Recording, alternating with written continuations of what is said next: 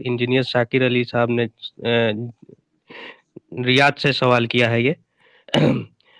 Saudi में hotel वगैरह में जो खाना मिलता है, पता नहीं होता कि मशीनी ज़बीहा है या इंसान का, और ये पता भी हो कि इंसान का ज़बीहा किया हुआ है, फिर भी ये नहीं पता होता कि वो आदमी वहाबी है या सुन्नी है। मॉल वगैरह में, फिर आगे लिखते हैं वो, मॉल वगैरह में जो भी बिकता है उस पे भी हलाल ही लिखा होता है, बस बाहर से ही आता है और जहाँ बिक रहा है सब वहाबी ही होते हैं, जहाँ बिक रहा है वहाँ सब वहाबी ही होते हैं। कंपनी में जो मिलता है उसका भी नहीं पता। उम्रा करने वाले लोग वो भी उम्रा करने वाले लोग भी वही खाते हैं जो जाते हैं होटल में खाते हैं, जबकि सब पैकेट के ही बनाते हैं होटल वाले। तो इस तरह के खाने का क्या हुक्म है? और नीचे इन्होंने अपने सवाल का निचोड़ लिखा हुआ है, उम्रा पर आने वाले या कंपनी में काम करने वाले लोग क्या करें? जवाब इनायत फरमाए हजरत। अच्छा, बिस्मिल्लाहिर्रहमानिर्रहीम। सबसे पहले तो अर्ज़ ये है कि जितनी भी सूरतें इस सवाल के अंदर बयान की गई हैं, उन तमाम सूरतों को देखते हुए ऐसी जगहों पर खाना खाने से मुकम्मल एहतियात करनी चाहिए, क्योंकि वहाँ पर हलाल और गैर मुश्तबे गोश्त,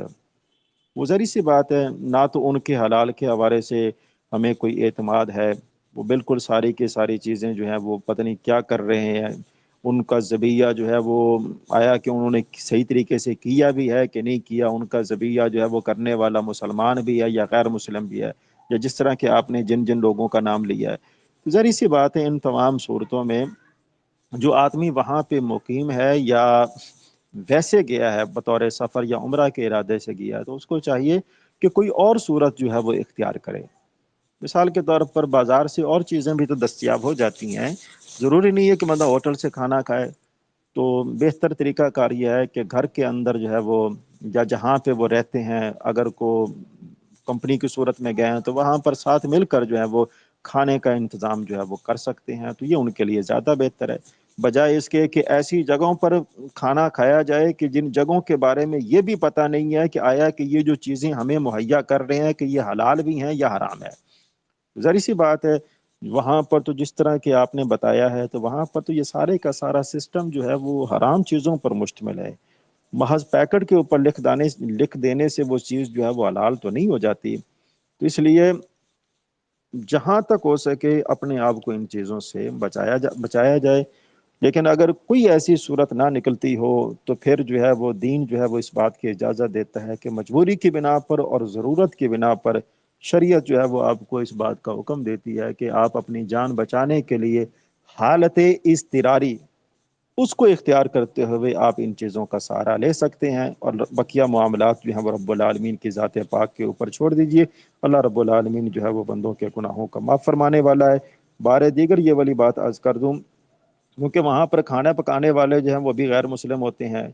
अब जो सारी की सारी चीज़ें करने वाले वो भी गैर मुस्लिम होते हैं, और ये भी पता नहीं होता कि इनका गोश्त जो है वो हलाल भी है कि हराम भी है। तो बजाय इसके कि बंदा ऐसी चीज़ों का एहतमाम करे, घर के अंदर सब्ज़ी दाल चावल वगैरह अगर बना ले तो ये ज़्यादा बेहतर है।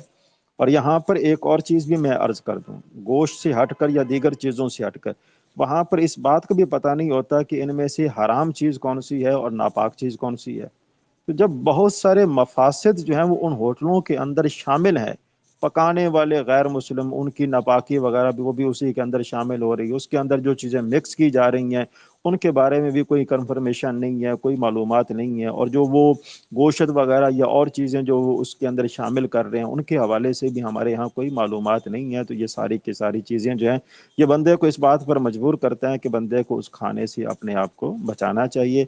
हाँ, अगर कोई वहां पर कोई ऐसा बंदा है जो काबिल एतमाद है, हमारे यहाँ भी होते हैं ना कि होटलों के अंदर, उस अगर वो काबिल एतमाद आदमी बंदा इस बात की जमानत दे देता है कि नहीं जनाब ये सारे का सारा जो खाना वगैरह पकाया गया ये दीन के उसूलों के पेश नज़र रखते हुए किया गया है, तो फिर जो है वो जायज़ है।